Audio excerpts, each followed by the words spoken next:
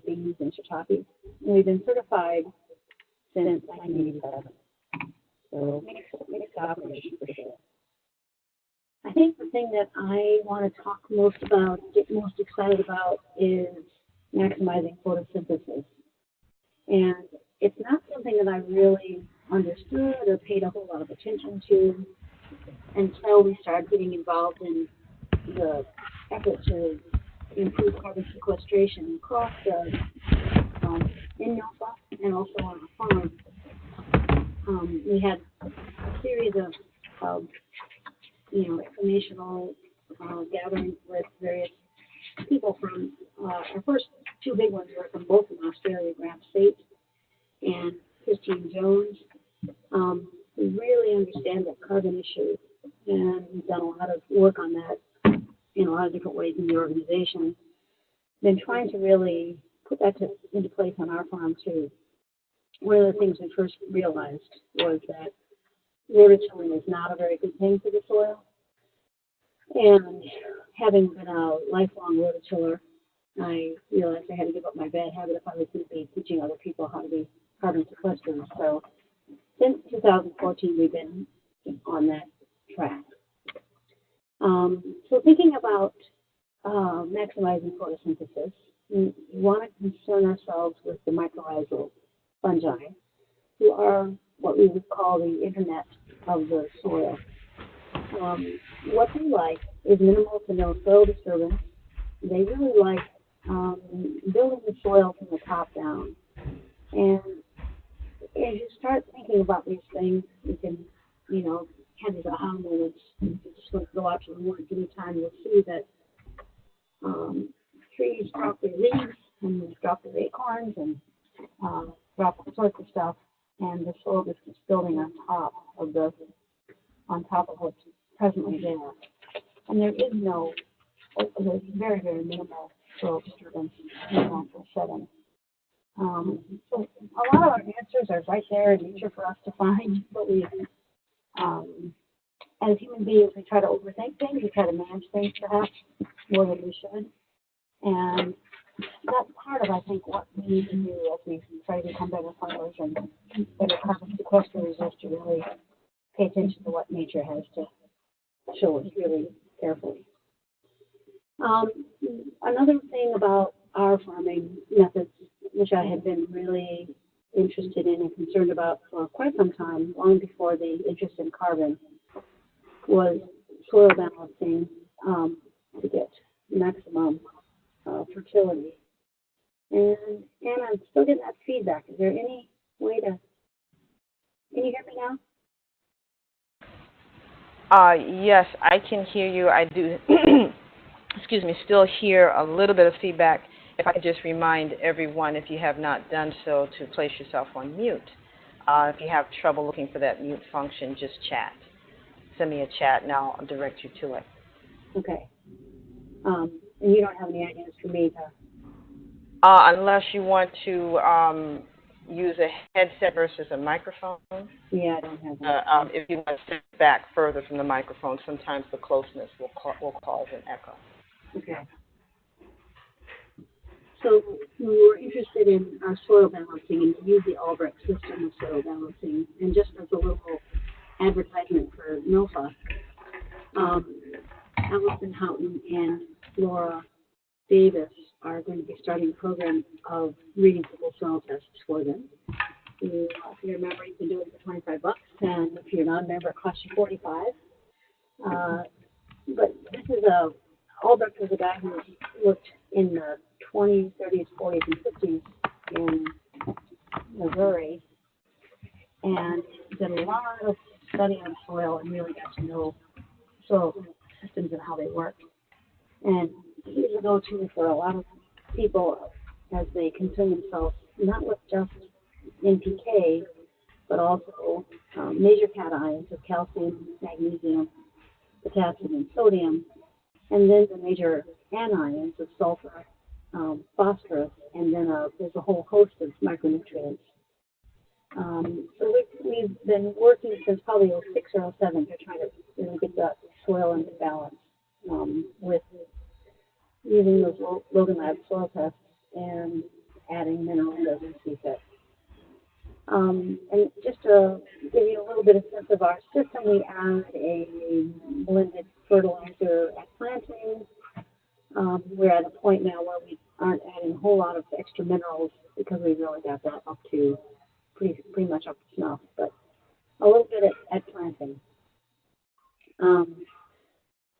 Another thing that a lot of people do, and you'll probably have heard it from Brian O'Hara, the use of indigenous microorganisms, which is a system that there's the Bokashi method that's been developed in Japan, but also the indigenous microorganisms developed in Korea, using a grain as a substrate and gathering fungi from the forest and fermenting that and bringing that forest essence into the soil of the garden. So that's something else we've been doing. We do a little bit less of that now that we're no-till. We have a lot of fungi very happy here already, so it's something we have just done less of lately. We raise our own worm castings in a subterranean area of one of our hoop houses, and we also use some fungal inoculants in planting. The other part of our program involves regular drenching. We're using an agrodynamics product, which is called PlantSure. There are a lot of other ones, nice ones out there. Lancaster Ag has one. There are other good nutrient drenches that really will help keep the system in good place. Now, something I learned recently, and have not been working with it too much until just in the last month or so, but there's something called electrical conductivity in the soil, and it tends to go down as it's rainy or if it's cloudy and not sunny. And when using just in this late fall, as a part of our drench is to add some sea salt, which really will boost that electrical conductivity, and a little bit of sugar when it's cold or rainy or otherwise, as it's getting now more and more less conducive for good growing conditions. This is true in the springtime. Adding some sugar to just give the microbes a kick so they get going. Cheap. A lot of the things that you as you learn how to work on your fertility, a lot of the things that we can do are very cheap. Animal manure, if you have animals anyway, leaves, excess materials from nature are really working our favor to build for fertility. The other thing that we do is weekly foliaring with a backpack sprayer. I'll show you a picture of that in a minute. And there's some side dressing. We can use some alfalfa meal sometimes for a really good nitrogen kick when we need it. And we use ashes mostly for slug control, which is something I've found to be much more prevalent now, doing the no-till stuff. One of the things that Christine Jones pushes, she has a website called Amazing Carbon, and she was one of our early teachers on this carbon sequestration stuff, but really impresses on a grower who needs to have living roots nearby. So we do use green pathways between our 4-foot beds. Our pathways are about 20 inches wide, and they can be mowed with a hand lawnmower.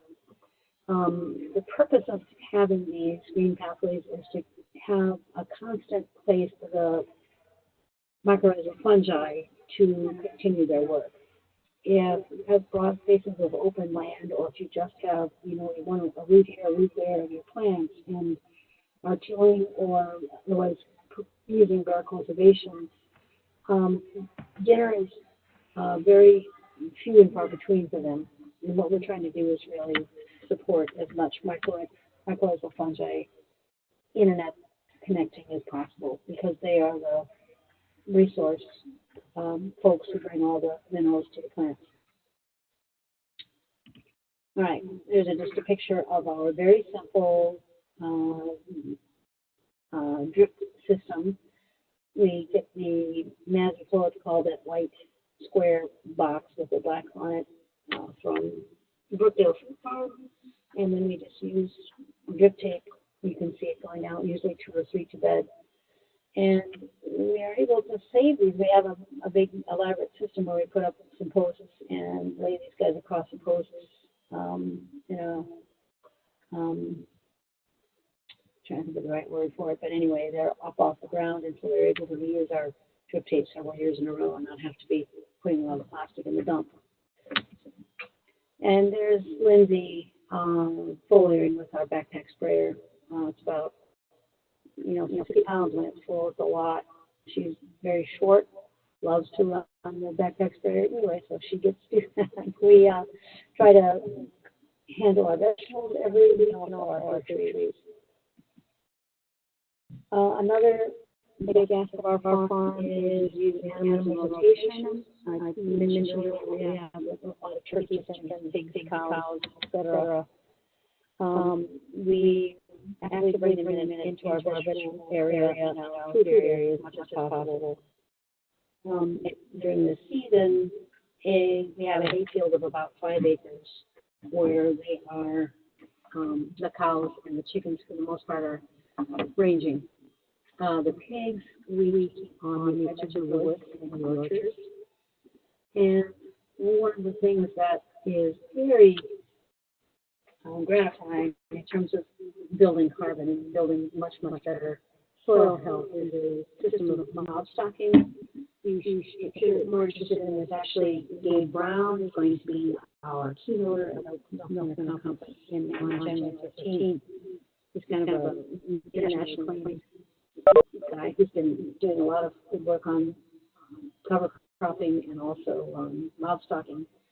But the idea is when you move animals on the land every day, they will eat some of the grass and then they will manure it, and then you let it rest and the grass goes back and you have a much healthier soil.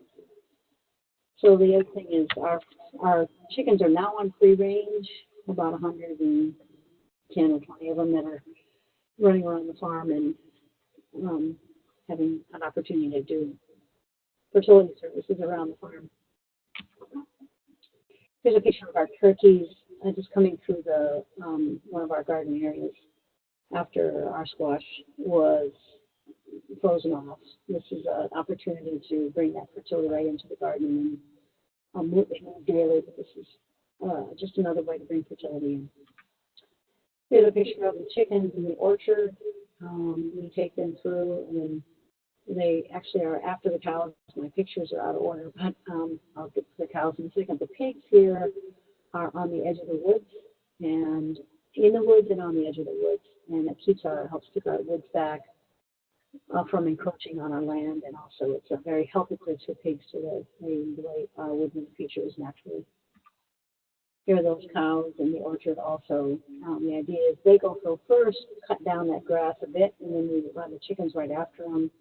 They spread apart the cow manure and pick out the bugs and keep down the flies, and also spread that manure right into the soil. It's a very nifty system. So one of the things we tried in the winter of 2014 and 2015, we decided to turn one of our pastures. This really was a growing area, vegetable growing area, but turning it into a no-till vegetable growing area after having, like I said, tilled for about 30 years.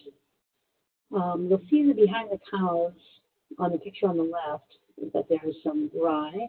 That was where we had, in the end of 2014, we rye that whole vegetable area and let that come up. And then the cows were there over the winter. We brought them back in the springtime again when the grass had grown. And then in the fall, we took the turkeys through the same area. So we really gave it a lot of manure love. The next thing we did, and this isn't exactly that field, but it shows you what we were doing, was laying down cardboard and the leaves and hay and chips and things like that, whatever we had, to kill all the grass, essentially. Here's a picture of that field where the cows and turkeys were. March 31st, 2016, we finally got done with the cardboarding. We had learned a lot about the best cardboard places all around Barrie, and learned about not getting things from a crusher. You can see how some of that cardboard is flipping up. Learned about how we should have taken off tape and things that'll be there when you come back next year. You can continue to clean up, which we're still doing now. But anyway, it was an open winter, and it was a fun thing for us to do all winter, was to cover that field as we got cardboard. Here is a series of shots of what really looked like in 2016. If you'll remember, it was a very hot year and a pretty droughty year, worst drought we had seen since the 1980s, I think. But with this wonderful cardboard and hay, leaf, and somewhat chipped mulch, we had really good water retention and some of our really healthiest crops we've ever seen. So that's our kale. Here's a shot looking down that field with the broccoli and kale and cabbage and a few other things. And one of the outstanding things about these broccoli plants, you can see actually some of them kind of bubble up in here. The first picking was a little bit funny because it was so hot and dry, but we did have as many as 4 heads on each one of those broccoli plants by the time we were, not side shoots like you normally get from broccoli, but I put on another full head. It would just throw out another arm of plant, building a really incredibly strong frame and continue to produce it. So that's one of the things that I've noticed really about being more carbon friendly, is that the longevity of the plants is it's calculable. It's 4, 5, 6 weeks longer than you might have expected in the past. Things grow up slowly and strongly, and then they stick around the whole season. Here's a picture of our squash patch. You can see these amazing leaves that we've put on. Now, in this particular section above, I'll go back to that one, we had dug holes in the cardboard and mulch and dropped the plants in. These guys, we pulled back the cardboard and just planted the squash, and then we came in and mulched it later. But all the crops that were in that section was just this incredible taking off of the plants, and bright, dark green, seeing that there was really marvelous photosynthesis going on all the time. Underneath that whole area, it was loaded with earthworms. When we pulled off the cardboard in this area, they were just laying on the surface of the soil. And, they're the really active agent, I think, in this whole process when you do a cardboard mulch like that. Here's a shot of our tomato plants. You can see top to bottom, perfect health, and just really amazing plants. And some tomatillos, also more than I'd ever seen in terms of their growth capacity, and an incredible harvest also. Here's a picture of Brent spreading ashes around the chard. Now, this was 2017 in that same field at the bottom of the field. One of the things that we noticed right away when we were doing no-till was that we had a lot more slugs. We ultimately use ash, which we have a lot of because we cook with wood, heat with wood. And we also have used some diatomaceous earth, but our ash is clean, so we can use that. I think that it's not a bad supplement either for potassium and other, a lot of nice trace minerals to not use in excess. So anyway, we had to go around these particular plants twice with the ashes, and then that problem went away. This area had been heavily mulched the year before and had potatoes in it, and then again we planted the chard after just kind of pulling away the mulch from 2016, putting the plants in, and then mulching them as soon as we could. Here's just a better picture of them a little further along, but our chard was one of our outstanding crops this year. You can see on these plants how they get all bubbly. There's a lot of leaf surface there.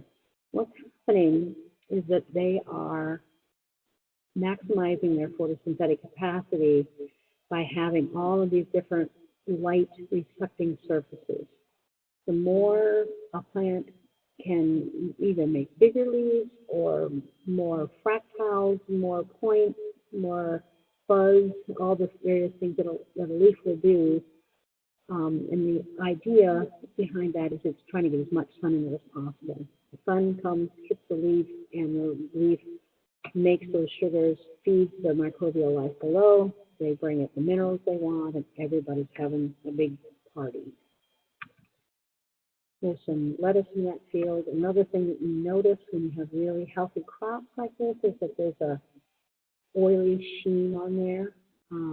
The vegetables really actually have a higher fat content and build up these plant secondary metabolites, they're called, when they're in super health. There's some last year's broccoli. And here's some carrots from this year, actually, that same field.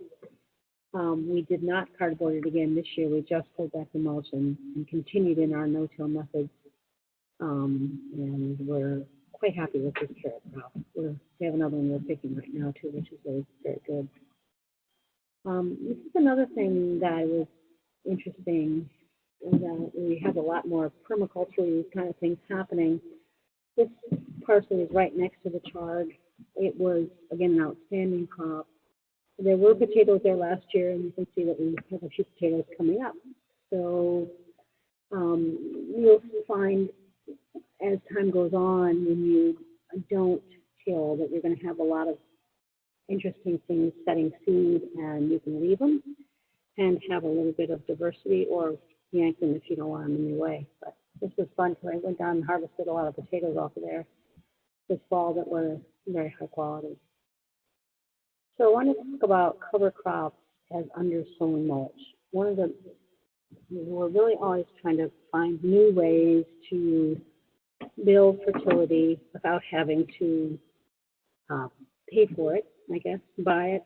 Mulch is always at a premium. And the clover is a nice resource for crops that are tall enough and that have a heavy nitrogen feeding need.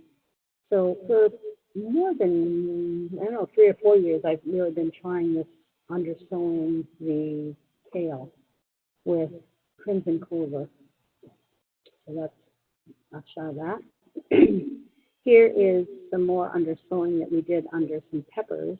You can see a little clover in there. You can see a few, these were winter kill cover crops, so there'll be some grasses in there and some things like daikon radish, etc. But you can see the powerfulness of these pepper plants too.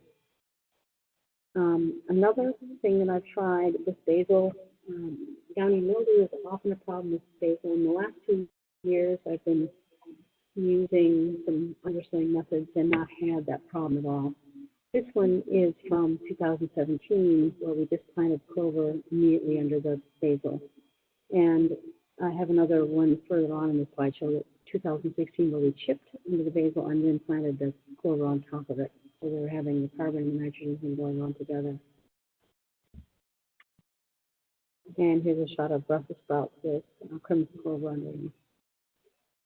So managing undersown crimson clover. So we had a really amazing crop of it this year. And this particular crop of kale, what I'm trying to show you here is we would come through, harvest the kale, and then rip off the tops of the clover and then drop it. So we're building another mulching opportunity here to just really super feed the soil. That we ripped off and pulled down was back very soon again. It is a good idea if your clover gets a little thick to be mowing it. And when we're picking, you just have a couple people pick, a couple people mow the clover by hand, and we're just building this ongoing system. Here's a shot that I wanted you to see of winter kill cover crops in a late fall crop. So these lettuces were harvesting out. This picture was taken last week. We put down the winter kill cover crops around the 10th to the 15th of September, a little late this year. but it was pretty ideal for this particular lettuce crop. And you can see some oats coming up. There are peas in there. It's nice to have with a cover crop cocktail. You want to have at least 4 families in it. You want to have a brassica. You want to have grass crops like oats, wheat. Rye is a different story. It doesn't kill very well. Barley, things like that. You would want to have something in the legume family like peas, and then what we call broadleaf plants like buckwheat or sunflower or any number of these broadleaf plants too. So you have this combination of microbial partners that work with those 4 families that are going to really bring more nutrition into the system. As they attract microbes to do the synthesizing of the minerals that the cover crops need, they're going to also feed the vegetables that you're cover cropping also. You have to make sure the timing is right so you don't plant these cover crops when your crops are too small or if they're crops that are not going to grow very tall. So it's a lot of finesse. This is why I mentioned this before, where this basil on the left, super healthy last year. Of course, it was really hot, but we chipped it, and then we planted the clover on top of it. And we did the same on the right here with some of the Swiss chard. We did that on chips. We also did that on top of hay. So you got to make sure you have good water happening, either with your drip mulch, or if you have an overhead system where you can water those cover crops in, so they make sure that they germinate. This is a little bit showing how we were preparing our soil this year. So Josh on the right is holding one of our rogue hoes, which is a really big, heavy hoe that's very good at helping you chop up the soil surface. So it makes me a little nervous to do as much chopping as we did in some of our areas where we had rye, and I'll show you that a little bit later. But this bed right here that Josh and Brent are in, they were just cleaning up a previous crop of something, and we can really come through quickly after a spring crop and prepare that and get it ready to go again. As you can see, there's the grass pathways in between always in the 48-inch bed, and over on the left you can see the drip in the bed that's just planted there. So this is what I don't advise you to do, is to work with rye unless you have some really good systems for taking it down. This is rye and vetch that we had put out in a field across the way from one we were just looking at the year before. And we came in and mowed it, and then we tried to get rid of it by hand, and it was extremely difficult. You see a lot of us working on that. So I really like rye because it is a deep-rooted plant and really brings a lot of good stuff into the system, but it's very hard to get rid of. So unless you're getting rid of it early, especially if you're operating by hand, which we mostly are, it kind of can overtake. I was just at a workshop on Monday where someone was talking about using a roller crimper, but those are expensive machinery, pieces of machinery. We don't actually bring our tractor onto our fields at all anymore. There are ways to deal with that, but it's going to be very careful with rye. So we planted these cucumbers in that area, and right in the middle we have peppers on the left and corn on the right. The cucumbers did exceptionally well, I have to say. There's a picture of a couple of them here that you can see. Again, the leaves are not stupendous, but cucumbers I find to be a plant that often will die quickly. These guys stuck around for maybe another 4 weeks and gave us a very, very nice bumper crop of cucumbers this year. This is something I wanted to show you, which I thought was pretty cool. This is 2016, an area that was, we solarized this actually, and then planted cucumbers and mulched it very heavily. There was some leftover sorghum Sudan grass that came back, and then the cucumbers used it as a trellis. So there are all sorts of opportunities out there with your cover crops and your veg plants. this is that same area prepared this spring. Now this was rye also, but it was so early that we were able to take it out very easily with just some surface hoeing and planted peas there. And then this is the pea crop, nice crop after that too. I want to talk about wood chips a little bit. We did use a lot of wood chips on our annual rituals last year, and I think I had a pretty good success generally. One has to worry about wood chips breaking down and sucking the nitrogen, particularly if you are incorporating them at all. But I would, after a year's use of wood chips, I'm preferring to use them more on the perennials, where I can just lay them on heavy in the perennial areas and not worry about their breakdown. And we've been instead putting a lot of energy into hay and then continuing to work on our understanding of cover crops where possible, but really keeping everything mulched or covered as much as absolutely possible. So here is a picture of all our black raspberries. Very simple system of just loading in the wood chips around those points. Here they are around the blackberries. This year, our blackberries were just out of this world. I don't know if it was a big blackberry year or if it was a couple years now of wood chip management on this plant. And here's another system where we have chives on the outside of our hoop house, and we just weed those and mulch them very heavily with chips, and then we've been able to harvest 6 or 7 harvests of chives for the year this year. And here's a good shot of our rhubarb and our oregano also in the chips in the spring. We really like that. One of the side benefits we got with our rhubarb this year was we had a bunch of wine cap mushrooms come out of nowhere, and we just harvested, probably a couple, 3 bushels of them, which was a very nice surprise. And then finally, with the wood chips, our intention is, we're not there yet, but we're going to be covering under all of our 100 fruit trees cardboard until we run out of that, but then wood chips on top of that around the drip line. It's a nice management strategy for cleanliness, but also you're going to give that constant feed of it'll keep the moisture managed well, and you're also going to bring a lot of earthworms into the system. Wherever you have cardboard or chips, you're going to have lots and lots of earthworms, and where you have earthworms, you're driving this beautiful system where they're actually rototilling, but they rototill in an appropriate fashion, and they're also making nitrogen in the system.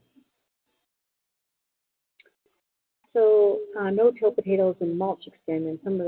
I had some aha moments this year. I just wanted to lay this out to you, for you. Sorry, we had these 4 beds of potatoes that we hand prepped. You see the grass pathways in between, and we just planted them in the holes. Here I am hilling the potatoes, and actually that hoe is the one that's called a rogue hoe, R-O-G-U-E. Really nice hoe to have if you're doing a lot of hand prep. Just does a lot of the work for you because it's so heavy. And this is a bed of potatoes that were mulched immediately after we killed them. And you'll see the grass pathways on either side that need a little mowing right now, but these guys super performed for us this year. Now, here's another interesting thing that I found so remarkable was that we had enough hay at the moment that we mulched these ones on the right to do a very good job of them, but we didn't have enough. We had actually harvested from the field, and we were shy. So we didn't get around to mulching these other beds until a month later. We didn't have any weed pressure, but you can see the supreme difference between the ones on the right and the ones on the left in terms of the color, the amount of leaf matter, the fact that they flowered, and when you look up close, there were very few potato bugs on the ones on the right, and the other ones had not so many, but more potato bugs.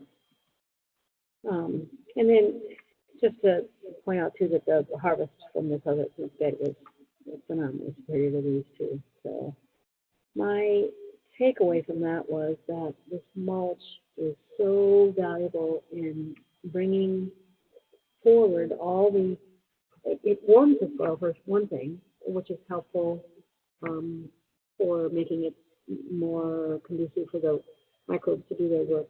But it also will bring the worms in a serious fashion, and they crank that system for you. So learned again that mulch is really important, and I think what I'm moving more and more toward is less mineralization and fertilizer and more of these natural mulches and cover crops to do mulching also for us. So the lessons learned going forward, we sold the tiller and the bed former. In the drought times, it's important to use overhead water when broadcasting cover crop seeds. Mulching as soon as you can is really important. Plant the clover on top of the mulch, yeah, if possible. Mulching perennials with wood chips is a convenient use of wood chips. Mulching annuals with hay, leaves, straw, etc., and embracing those grass pathways that you can find a way to keep them down. They also help in this period, like in this last week where we've gotten 8-9 inches of rain. You know, there's no washing away the soil. Really hold things together for you. Overwintering with a cardboard and leaf, hay, whatever kind of mulch will really recharge the system for you in ways that you would never believe. Planning for next year, start this year. Thinking about getting the winter kill cover crops in there. Building an animal rotation as much as possible. So right now our turkeys are in our orchard. They're going to take a right turn and move into the area where we had peppers and tomatoes in a couple days.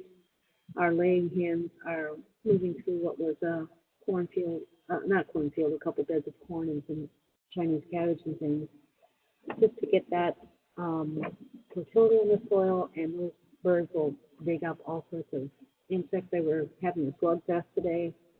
Really nice to have in the system. Continue to develop underswing strategies for cover crops.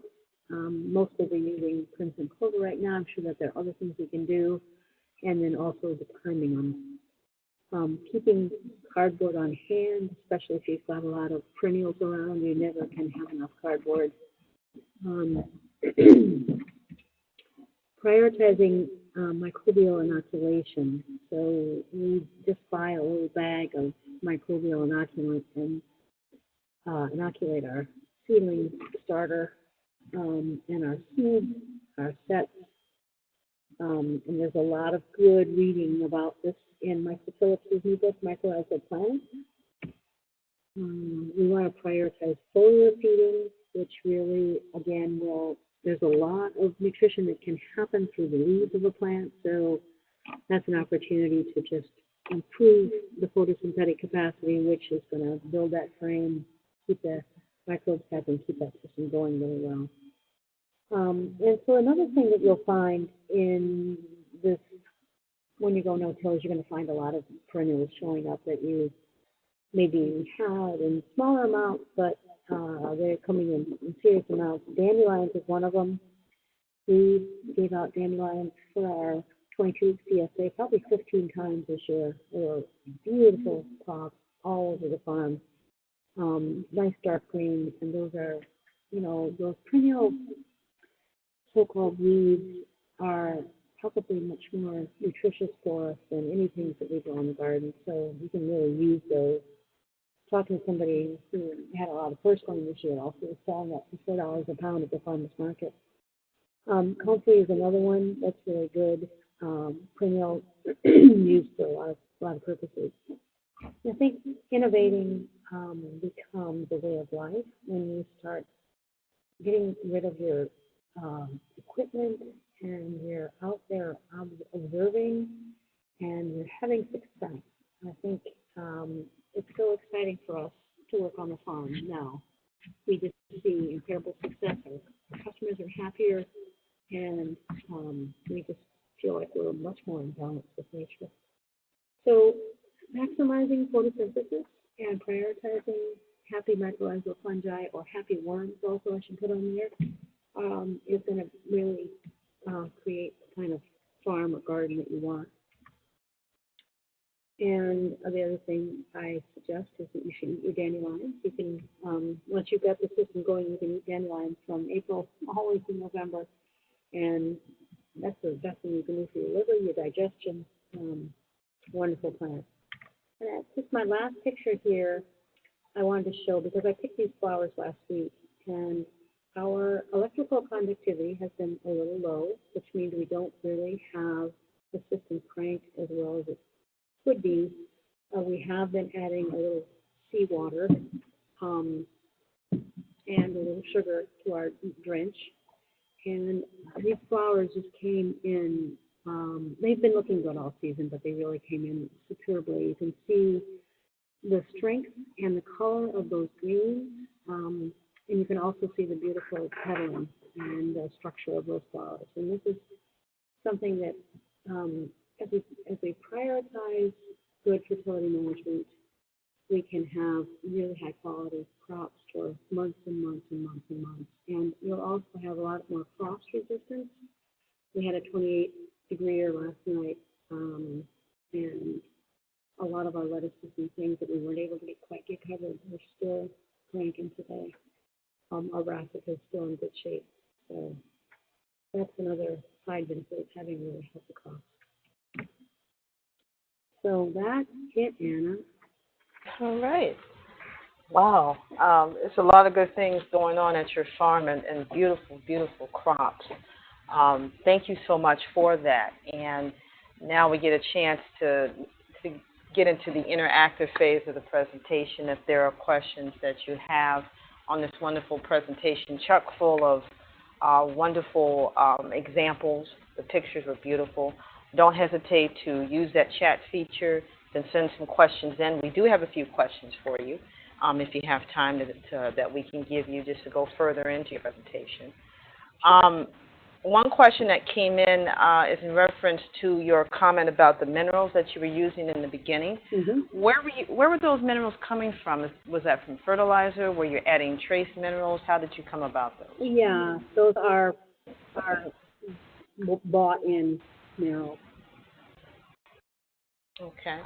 And you mentioned, too, now you don't use them as much. And is that due to the no-till procedures that you're currently using? Well, it's a lot of things. I think we started really bringing our calcium levels particularly up starting in about 06. You'll find in the weathered northeast where we have a lot of rain that generally calcium levels are not that great unless you're in a nice limestone area, which we aren't. And calcium is really the most important mineral in the system according to all brands. And you want to have a base saturation of about 70 to 75% calcium, 15% magnesium, about 5% potassium, and 1.5 to 3 on your sodium. When your calcium is not adequate, you're going to have poor cell wall structure and growth. You can have rot and things like that. And your plants are not going to be able to grow how they need to be. So we spent a lot of time and effort getting limestone and carbonatite and various rock dust minerals and such down on the land to bring that calcium up to snuff. Okay, very good. Moving on to sugars. You mentioned sugars. There was a question that came in about how did you add those sugars? Was that from another preparation, natural preparation you may have used? Yeah, so the sugar and the salt, I should say. We have an from our friend Dan, we get salt from the Kansas salt mine. I forget the name of it, but just a bag of salt. You just add enough salt into a gallon or a half to 2 gallons or whatever until it precipitates out, and that's when you stop. You right at the time point of precipitation.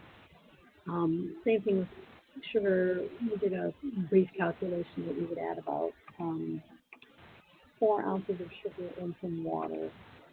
That's not right. Quarter cup. I guess maybe it was a quarter cup of sugar into each drenching cost, which is about 1,500 linear feet. So just I get organic sugar, and also you can use molasses. The sugar is more bacterial. It'll help the bacteria more. The molasses will help the fungi more. So it depends on where you are in your process and what you're trying to work towards.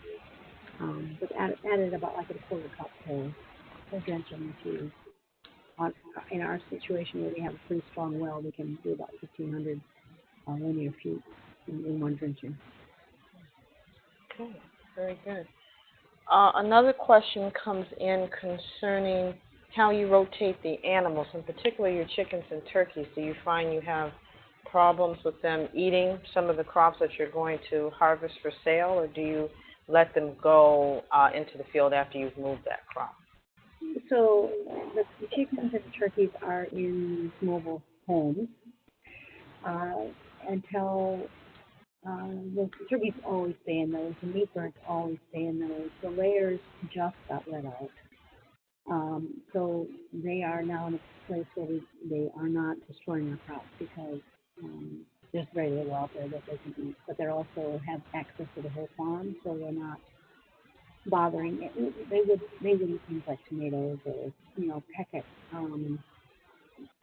cucumbers, all sorts of food things. I think they would eat and destroy. So they have to be let out only late in the season, or just run through in their mobile homes in an area that's already been that's done. Mm-hmm. Okay. Another question that came in via text. Using cardboard. Mm-hmm. How did you plant with the cardboard? It looked like in one of the pictures that you were mentioning that the cardboard was laid down. You put leaves over it. Did you then in turn put topsoil and plant? What was your operation with that? Yeah. Well, so we had a lot of mistakes, a lot of trial by fire.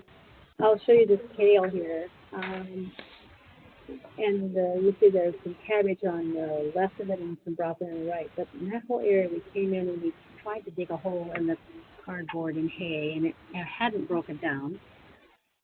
We had started in October, and there just wasn't enough time for it to break down. So we dug some holes and put some seedlings in, and about half of them died. And we came back and dug better holes and tried it again. And in this upper area, in the springtime, we had very poor success at first. And we had to just keep replanting until we got a good process happening. The area that I showed you with the squash, we had actually, we said, oh, screw it, it's a pain in the ass. We're going to pull off the cardboard and hay and plant right in there. That worked really well also. Brought it back as mulch. The tomatoes, which are showing right here, we actually used a shovel and dug a hole right through and there was a little bit of cardboard and more wood chips at that point. We'd run on the cardboard and put on chips, but just one full shovelful and then put the tomato in the hole, and that worked really well. So a varying amount of different practices, and I don't have a book written on that one yet. But even if you have that cardboard down and take it off the plant, you'll find amazing results. Okay. Very good. And thank you to our viewer for that question. Lastly, our last question that's coming in from a caller that was texting. In your slides, I noticed there is a great deal of work that is being done by hand. I'm not seeing a lot of machinery. Is that due to no-till, and does that increase the work or decrease the work? Well, when you're doing work by hand in something that used to be rye, that increases the work several-fold, and I don't encourage anybody to do that. What I have found when we, like this field that we have these tomatoes in, we were able to prepare this very quickly this year because it was no-till the year before, and we did not plant rye there. So the bed prep, takes a little bit longer, obviously, than if you run a rototiller down the middle of that. We used to have a 4-foot drag behind rototill that we use with our 2120 Ford.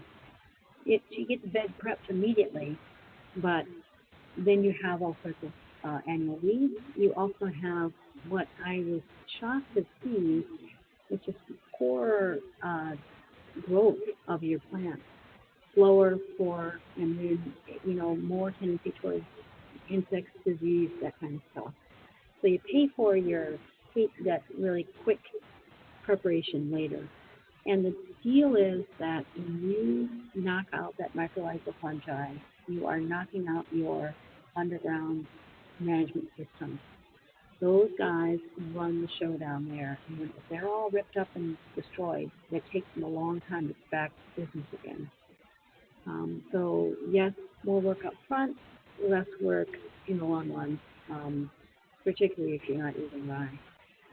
We spend a lot more time now, very little time weeding. Most of our time we spent mulching and management, those kind of things. It's much more gratifying, and the crops are just so much better. All right. Well, that indeed brings us to the 8 o'clock hour. That was our last question. And Julie, I'd like to thank you so much for your time in this wonderful presentation. If folks have questions for you after, is there a way that they can reach out to you? They can. They can contact me at julie@mhof.net. That stands for Mini Hands Organic Farm. Or you can, easier one perhaps, is julie@nofamass.org. You can call me on 978-355-2853. And I like when folks come over and visit. My field office hours are Monday, Wednesday, Friday from now 8 to noon. If you come early, you can come for breakfast, and you can stay for lunch, and come help us work, and we can talk about all these fun things. So feel free to come over, or feel free to email or call, and I'd like to talk about this. All right. Well, again, thank you so much. I'd like to thank our viewers and the folks that were on the phone. Thank you so much for bearing with us as we went through a day or two of technical situations here, as well as coming back again and again. We really appreciate your support of the webinar series. At the end of this month, on November 28th, we'll have another episode of our webinar series. We'll be hearing from Ms. Hannah Tragus. She'll be talking about seed saving, growing forest seeds, and the seed sovereignty movement. That is one you definitely want to see. It will be at the same time at 7 p.m. That's Tuesday, November 28th. We'll be sending out information on that. Please tell a friend. If you'd like to see this presentation again and any of our past presentations, please go to nofamass.org, go to the webinar page in the archive section, and it'll put you right into our YouTube page, and you can see all of our presentations. Or you can email me directly at anna@nofamass.org, and I can also get you the link. Again, thank you so much. Don't forget the Winter Conference, January 13th, 2018, at Worcester State. Thank you, Julie. At Worcester State University. Please go to nofamass.org for more information, or you can contact me as well. Thank you. Have a great night, and we'll talk to you soon. Peace.